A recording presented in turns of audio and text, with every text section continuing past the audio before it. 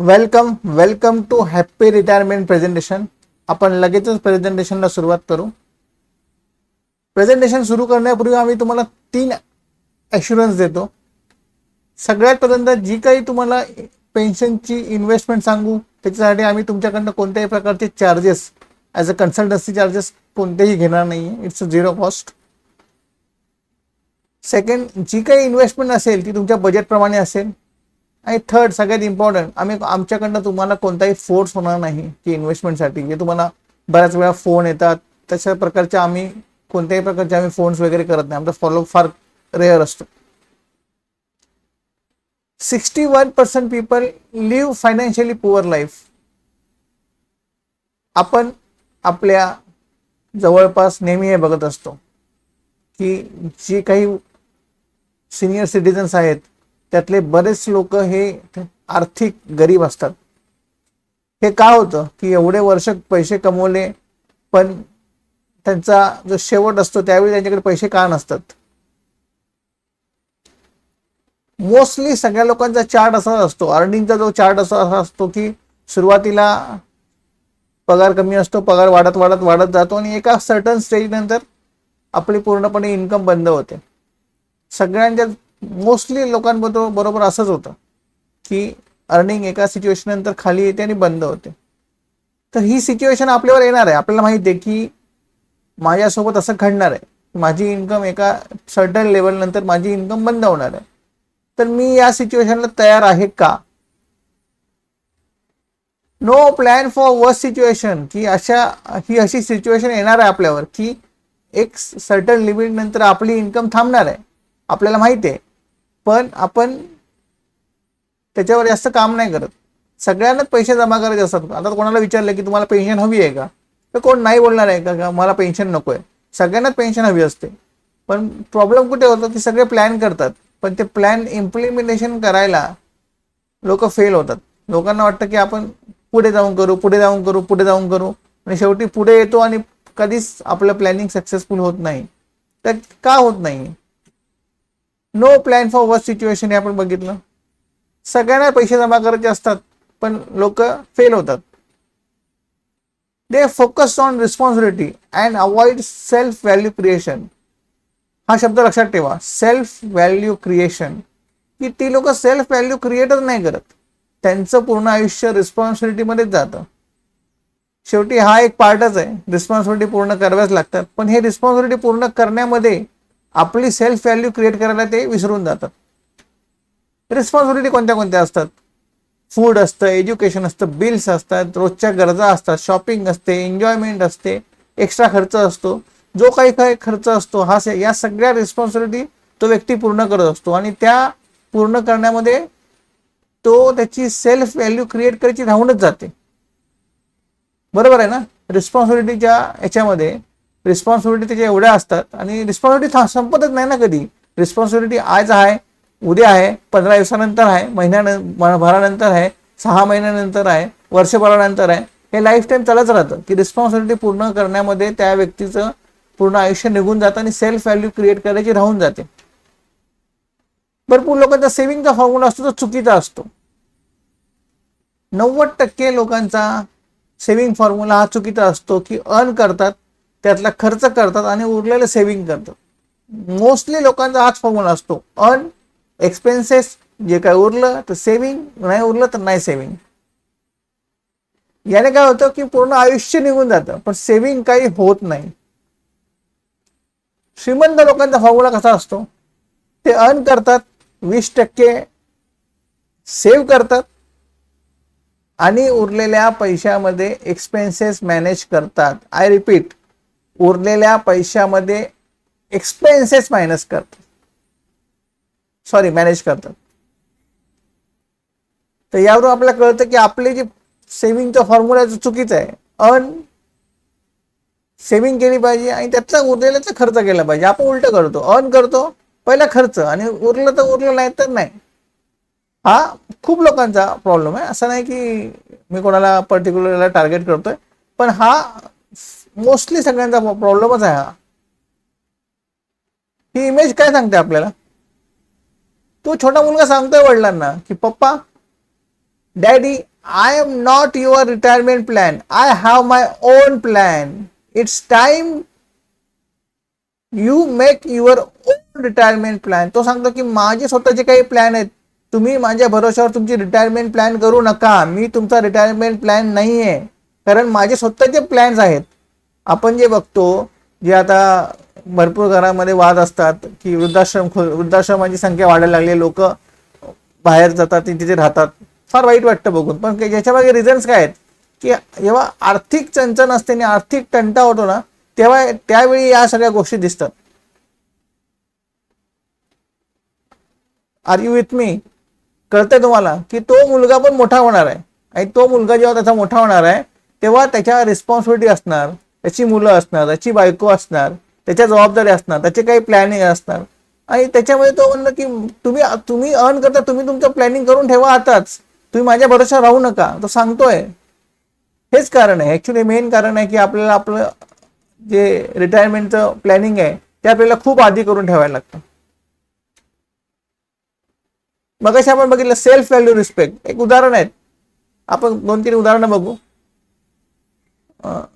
With very respected Singhania sir, की त्यांच्या मुलाने त्यांना बाहेर काढलं. सगळ्यांना माहिती आहे, सगळ्या न्यूज चॅनलवर स्टोरी आलेली की एवढे वर्ष 10,000 कोटीचा मालक आणि शेवटी त्याच्याकडे रेंटच्या घरात राहतो. का? सेल्फ व्हॅल्यू क्रिएट नाही केली का? केली. पण म्हणजे माझी मुलं म्हणजे माझी पेन्शन, असे जे बोलतात त्यांना हे उत्तर आहे. ते झालं बिझनेसमॅनचं example. Top star Bharat Bhushan superstar त्यावेळेचा, तुम्ही थोडं सर्च करा, नवीन पिढीला मे बी माहीत नसेल, सर्च करा त्यावेळेचा सुपरस्टार. पण शेवटी ज्या स्टुडिओमध्ये त्याने काम केलं त्या स्टुडिओच्या बाहेर वॉचमॅनची नोकरी करत होता. वॉचमॅनची नोकरी. का? व्हॅल्यू क्रिएट करता नाही आली. एवढा पैसा कमवला पण सेल्फ व्हॅल्यू क्रिएट नाही केली, शेवटी काय नव्हतं. Last very respected A K. Hangal sir. A K. Hangal सरांचं काय आलं, शेवटी एवढ्या पिक्चरमध्ये काम केलं, शोले सगळ्यांना माहिती आहे, एवढे आणि बरेच पिक्चर त्यांनी कामं केलीत, आणि एवढा मोठा माणूस, एवढ्या पिक्चरमध्ये काम करणारा माणूस, शेवटी त्याच्याकडे काही नव्हतं. भरपूर उदाहरणं आहेत. इवन आपल्या मराठी फिल्म इंडस्ट्रीमध्ये मी मध्ये बघितलेलं, कोणतरी सिंगर होती का डान्सर होती खूप मोठी, आणि ती कुठेतरी सोलापूरच्या बस स्टँडवर, एसटी स्टँडवर पडलेली होती बिचारी. का? सेल्फ व्हॅल्यू क्रिएट नाही करता आली. त्यावेळी पैसा नसला, पैसा खूप हातात आला पण तो सांभाळता नाही आला, त्या पैशातून सेल्फ व्हॅल्यू क्रिएट करता नाही आली. So let's come back to our point, की पेन्शन म्हणजे काय असतं. की लोक भरपूर विचारतात, लोकांना आपण विचारलं की तुम्हाला पेन्शन किती हवी, तर लोक म्हणतात की मला 1,00,000 पेन्शन हवी आहे, मला 1-2 लाख पेन्शन हवी, मला 50,000 पेन्शन हवी आहे. पण लोकांना ते कळतच नाही की माझ्याकडे किती पैसे असेल तर मला किती पेन्शन मिळेल. एक आपण अंदाज घेतोय मी, म्हणजे एकदम परफेक्ट व्हॅल्यू नाही आहे, मी एक मोठी तुम्हाला प्लस मायनस मध्ये सांगतोय की एक अंदाज तुम्हाला देतोय की तुम्हाला या प्रेझेंटेशन नंतर तुम्हाला ऍटलिस्ट माहित तरी पाहिजे की मला किती पेन्शन हवी आहे, आणि मला त्या पेन्शन हवीमध्ये त्यासाठी मला लागणाऱ्या पेन्शनसाठी मला किती मोठा फंड व्हॅल्यू माझ्याकडे हवा आहे, तो आपण बघून घेऊ. म्हणजे तुम्हाला एक अंदाज येईल. 50 लाख रुपये तुमच्याकडे आजच्या डेटला असतील, मी आजच्या तारखेला म्हणतोय 2024 चालू आहे, मी तुम्हाला आजच्या डेटला सांगतोय, जर 50 लाख रुपये जर तुम्ही ठेवले तर तुम्हाला 25,000 रुपये पेन्शन मिळते महिना. 50 लाखाला 25,000 रुपये महिना. पेन्शनचा अर्थ असा असतो की आजच्या डेटला जर तुम्ही पेन्शन सुरू केली तर ती पेन्शन तुम्हाला लाईफ टाईम सेम पेन्शन राहते. फॉर एक्झाम्पल, तुम्ही आज पेन्शन बुक केली, 50,000 रुपये 50 लाख रुपये एका ठिकाणी ठेवले, आणि तुम्हाला पर्टिक्युलर एजन्सीने, SBIने, LICने तुम्हाला 25,000 रुपये पेन्शन सुरू केली, तर भारतामध्ये कितीही व्याजदर कमी झालं, कितीही व्याजदर वाढलं तरी तुम्हाला आयुष्यभर, वाढणार तर नाहीये, कमीच होणार आहे, तुम्हाला आयुष्यभर फिक्स 25,000 रुपये मिळतच राहणार. त्याच्यामध्ये तुम्हाला कोणत्याही प्रकारचे जर उद्या इंटरेस्ट रेट कमी झाला तरी तुम्हाला मिळणार नाही. हा तुम्ही लाईफ लॉंग साठी तुमचा पेन्शन बुक केलंय. जर तुम्ही 100 जरी पार केली तरी ते लोक बंधनकारक आहेत तुम्हाला पेन्शन देण्यासाठी याच अमाऊंटला. त्याचं ॲग्रीमेंट म्हणतं ते तुम्हाला फुल लाईफ तुम्हाला दर महिन्याला एवढी पेन्शन मिळणार. 1 कोटी जर केले तर 50,000 रुपये पेन्शन येईल. म्हणजे आता विचार करा, जे लोक म्हणतात की मला 1 लाख पेन्शन पाहिजे, मला 2 लाख पेन्शन पाहिजे, तर तुम्हाला ही स्क्रीन, हा जो समोरचे दिसतंय ना, तुमचे डोळे तुम्हाला खुलतील की तुम्हाला किती फंड व्हॅल्यू क्रिएट करायला लागेल, किती फंड व्हॅल्यू क्रिएट करायला लागेल तेव्हा तुम्हाला पेन्शन मिळेल. मी पेन्शन बद्दल बोलतोय, मी तुमच्या इन्व्हेस्टमेंट बद्दल नाही बोलत आहे की तुम्ही म्हणाल की म्युच्युअल फंडमध्ये एवढे मिळतात आणि याच्यामध्ये एवढे मिळतात. हा प्युअर पेन्शन प्लॅन आहे. पेन्शन प्लॅनचा अर्थ असा होतो की माझी पेन्शन मी शेवटपर्यंत असेपर्यंत मला गॅरंटेड किती पेन्शन मिळणार. भारतामध्ये काही हो, तिथे कोविड हो का काही हो का उद्या कसली वॉर हो, पण माझ्या अकाउंटला एवढे पैसे आलेच पाहिजे. भारतामध्ये कितीही प्रकारचं व्याज दर कमी झालं तरी त्या पेन्शनला फरक नाही पडला पाहिजे. तर हे असतं पेन्शन. पेन्शन तुम्हाला असते. पेन्शनमध्ये भरपूर प्रकारचे प्लॅन्स असतात. एक मोठामोठी तुम्हाला सांगतोय की असं पण तुम्ही घेऊ शकता, जेवढी तुम्हाला पेन्शन आहे तेवढीच तुमच्या गेल्यानंतर तुमच्या मृत्यूनंतर तुमच्या बायकोला किंवा तुमच्या नवऱ्याला, स्पाऊसला, नवरा असेल तर बायकोला, बायको असेल तर नवऱ्याला, तेवढीच पेन्शन बायकोला मिळेल. आपण भरपूर वेळा बघितलंय की पुरुष हा कमी जगतो आणि लेडीज ही जास्त जगते. त्याच्यामागे सायंटिफिक काही कारण आहेत. तर त्यावेळी आपल्यानंतर जर आपली बायको 10 वर्ष जगणार असेल तर तिच्या 10 वर्षाची पण सोय आपण करून गेलं पाहिजे. शेवटी तुमच्या जबाबदारीवर तुम्ही लग्न करून त्यांना घरी आणलंय. मुलं आहेत पण उद्या कोणाचं गॅरंटी देऊ शकत नाही. तुमचा मुलगा चांगला असेल तर तुमची सून मे बी कम्फर्टेबल नसेल, तुमची मुलगी चांगली असेल तर तुमचं जावई कम्फर्टेबल नसेल, किंवा काही होऊ शकतं. आपण भरपूर बघतो, भरपूर वृद्धाश्रम बघतो, भरपूर प्रॉब्लेम्स बघतो लाईफमध्ये. तर आपण पर्टिक्युलर काय सिच्युएशन असेल तर आपण सांगू शकत नाही. त्याच्यामुळे आपण तयारी करून ठेवली पाहिजे. सगळं चांगलं झालं तर चांगलंच आहे, पण तयारी पण असलीच पाहिजे ना, की उद्या जर सगळं चांगलं आहे तरी तुमच्या हातात दर महिन्याला 50,000 रुपये येत आहेत, अरे तुमची सेवा सगळेजण शेवटपर्यंत करणार. तर पेन्शन ही फार महत्वाची आहे. आणि तुम्ही हेही बघितलं असेल, जो पेन्शन घेणारा व्यक्ती असतो तो जास्त दिवस जगतो. पेन्शन घेणारा व्यक्ती असतो त्याची लाईफ खूप चांगली असते. आपण नेहमी बघतो की आपण आपल्या सभोवताली बघत असाल की ज्या व्यक्तीला पेन्शन मिळते त्याचं लाईफस्टाईल, त्याचा राहण्याचा अंदाज आणि ते खूप मस्त राहतात. कारण त्यांना माहिती आहे की माझ्याकडे पेन्शन आहे, दर महिन्याला कुठेतरी फिरायला जायचं, 2 महिन्याने कुठेतरी फिरायला जायचं, कारण त्यांच्याकडे त्यांची स्वतःची रक्कम येते. They are happy. तर आधी तुम्हाला पेन्शन, तुमच्यानंतर तुमच्या बायकोला पेन्शन, आणि जेव्हा बायको पण हे जग सोडून जाईल त्यावेळी ते पैसे तुमच्या जो काही फंड असेल तो तुमच्या मुलांना परत दिला जातो.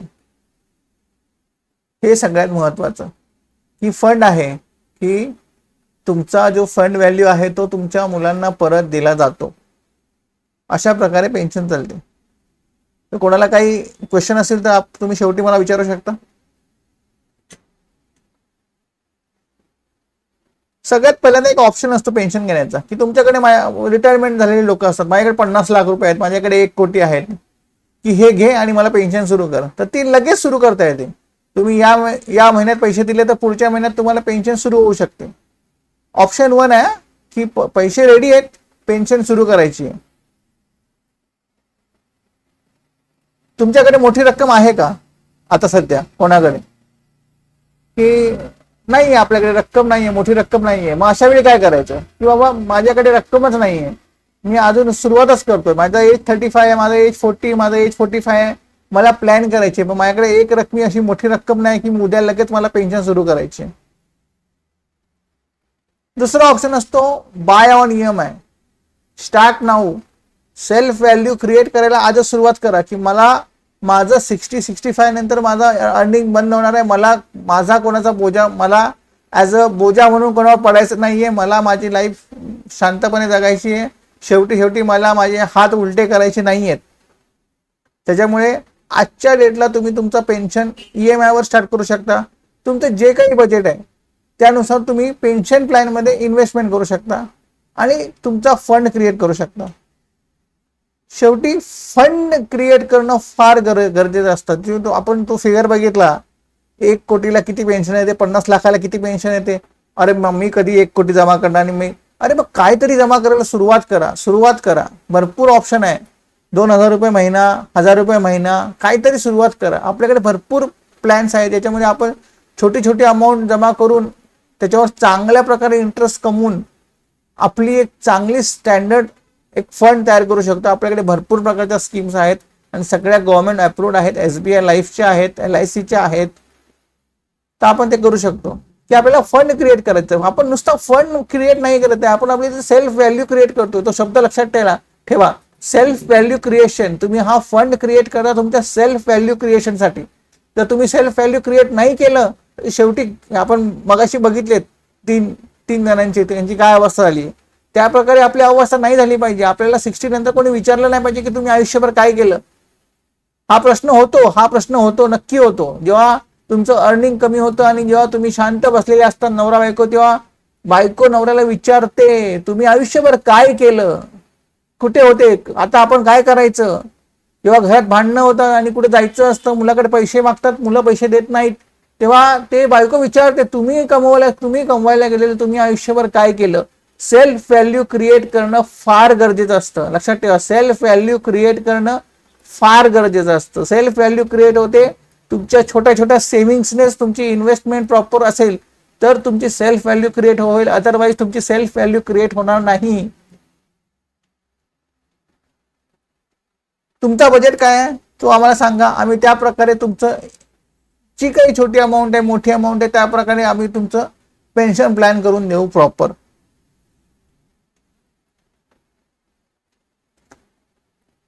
या इमेज मध्ये काय दिसतंय, जिंदगी भर जिन हाथों ने सिर्फ दिया है वो हाथ रिटायरमेंट के बाद उल्टे ना हो जाए. हात उलटा नका करू रे.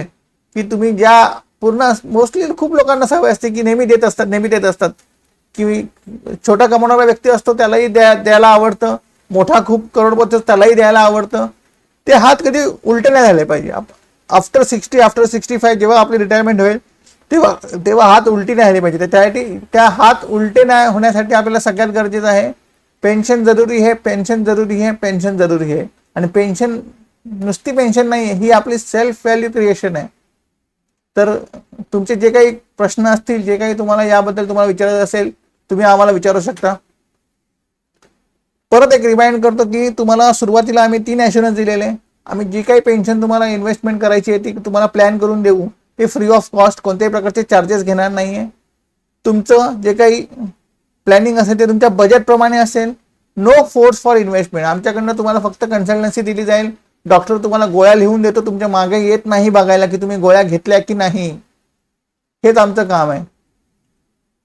तर तुम्हाला जर याच्यामध्ये काही प्रश्न असतील किंवा काही तुम्हाला विचारायचं असेल, हे आमचे नंबर्स आहेत, तुम्ही आम्हाला कॉन्टॅक्ट करू शकता. Thank you so much. Self value creation हा शब्द विसरू नका. हा फार फार इम्पॉर्टंट शब्द आहे, self value creation. So thank you so much for watching this presentation. हरे कृष्णा.